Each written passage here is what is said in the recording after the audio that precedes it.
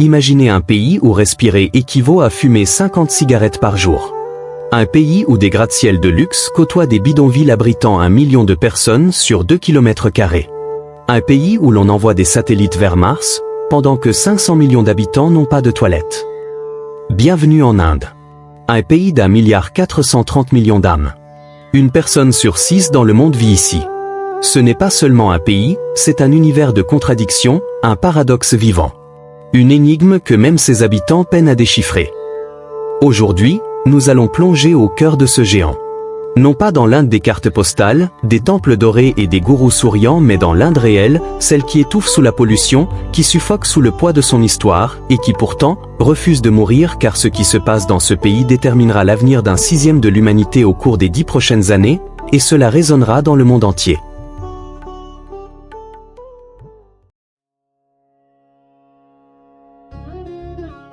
Pour comprendre l'Inde, il faut d'abord saisir ses statistiques.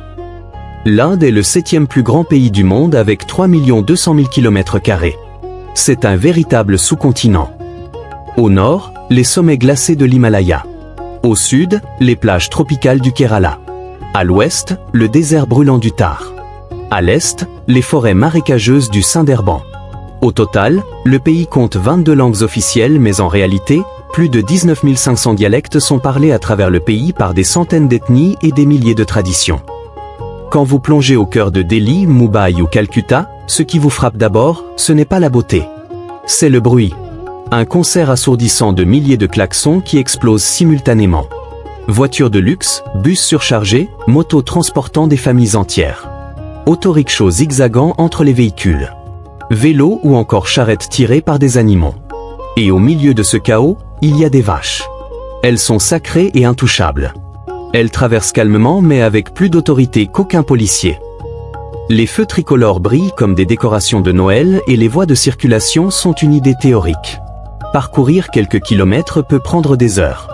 Delhi compte aujourd'hui plus de véhicules que n'importe quelle autre ville sur Terre et ses habitants y passent au total 14 millions d'heures par jour coincés dans les embouteillages. Mais il y a pire que le bruit. Il y a ce que vous respirez. À Delhi, l'indice de qualité de l'air dépasse régulièrement 5 cents. Parfois 1000. Au-delà de 300, c'est considéré comme directement dangereux pour la vie humaine par l'Organisation mondiale de la santé.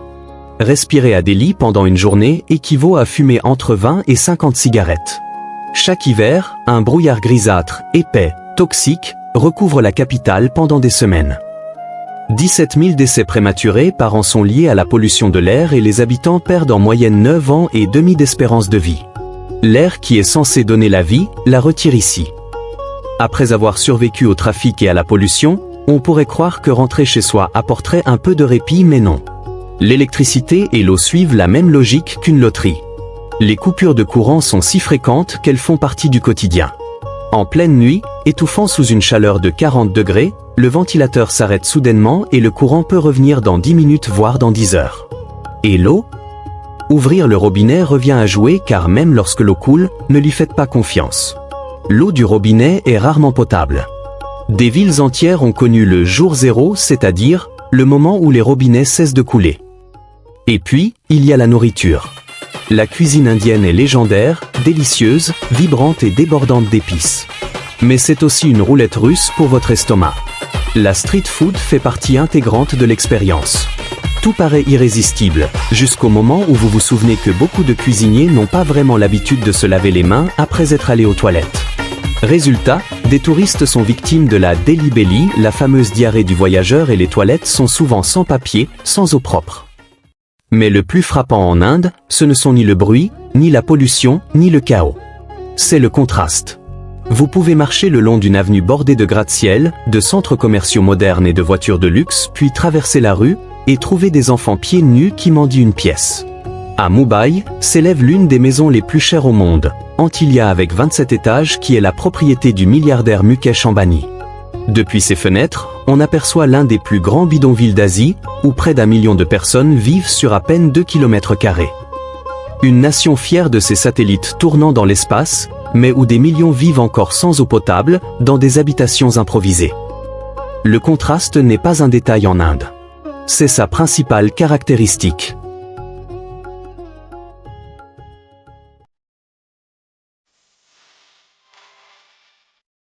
L'Inde moderne aime se présenter comme une démocratie.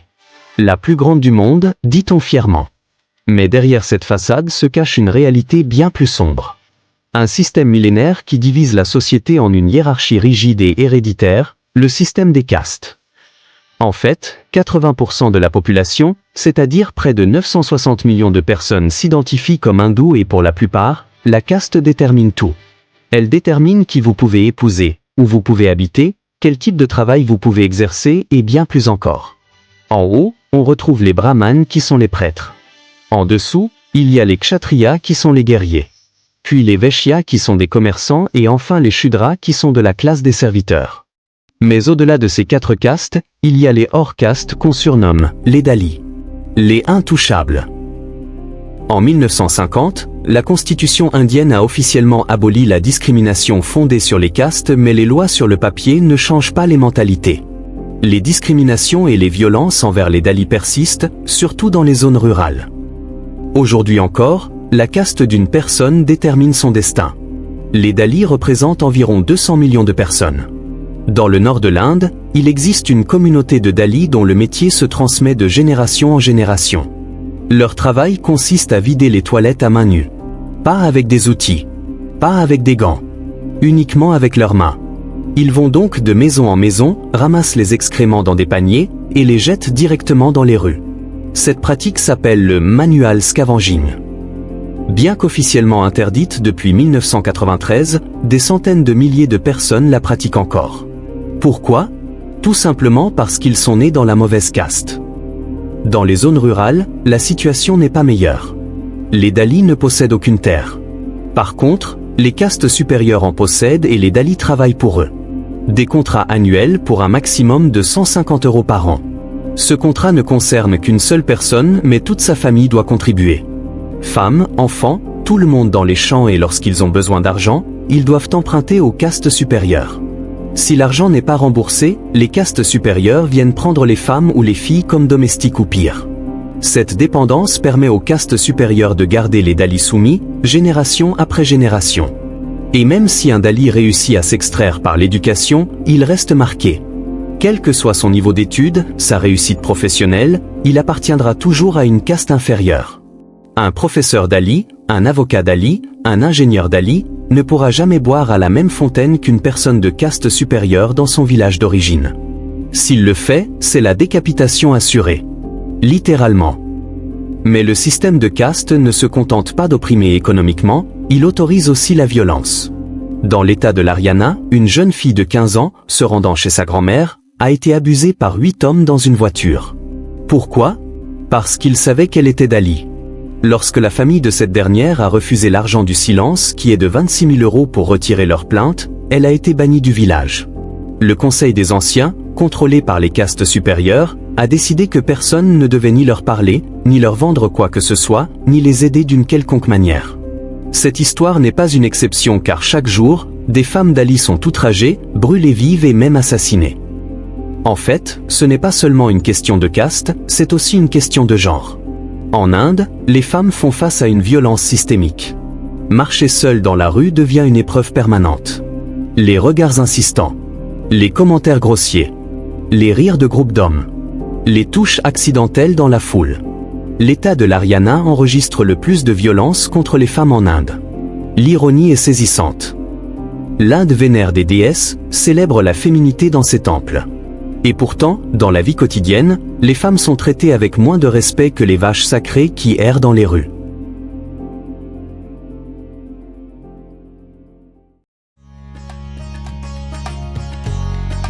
Au cœur de tout ce chaos, de la pollution, des embouteillages interminables, il existe un symbole. Un symbole que l'Inde peut utiliser, si elle le veut vraiment, pour résoudre ses plus grands problèmes. Le métro de Delhi. Ce projet a été conçu pour la première fois en 1969. Mais pendant 33 ans, il est resté bloqué. Les agences gouvernementales se sont passées le dossier. Les fonctionnaires ont étudié, débattu et élaboré des plans puis ont classé le dossier. Pendant ce temps, la population de Delhi explosait et de plus en plus de véhicules à essence envahissaient les rues. Mais en 2002, quelque chose a changé. La première ligne du métro a ouvert. Aujourd'hui, Il y a plus de 12 lignes, plus de 254 stations et plus de 350 km de voies. Des millions de passagers par jour fréquentent le métro de Delhi qui est le 6e réseau de métro le plus fréquenté au monde.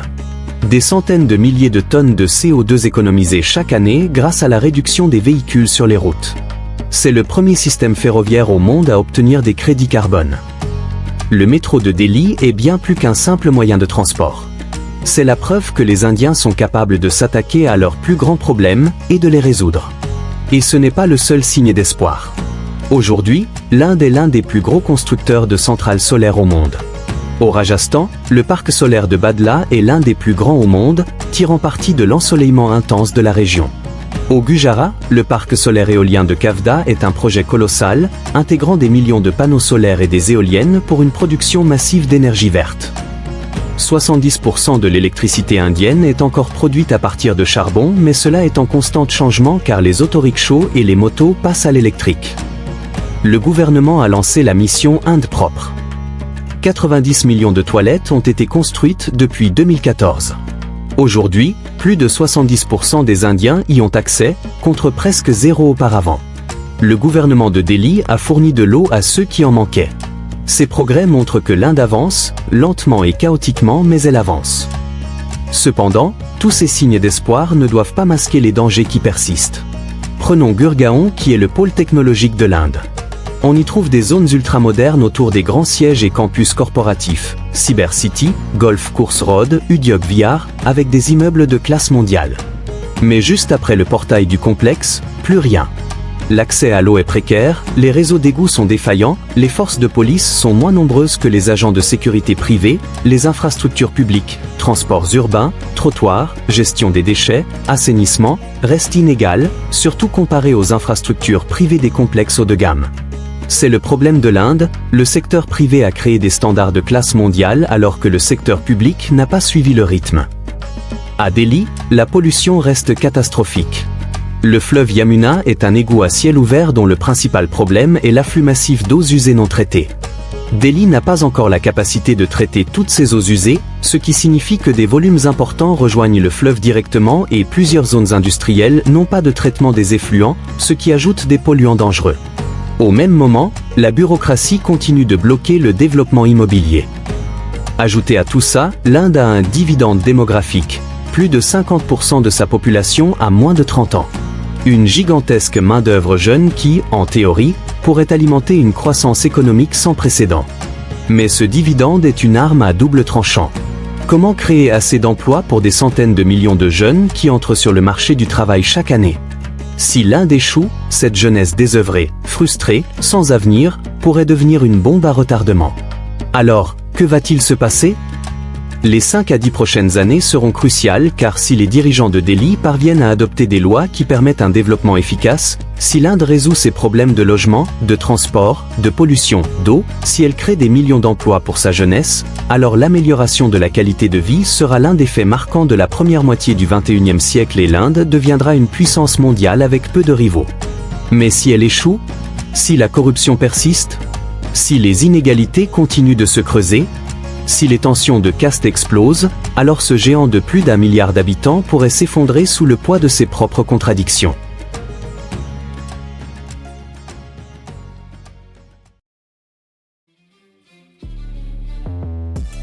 L'Inde n'est ni le pays spirituel des cartes postales, ni l'enfer sur terre que certains dépeignent.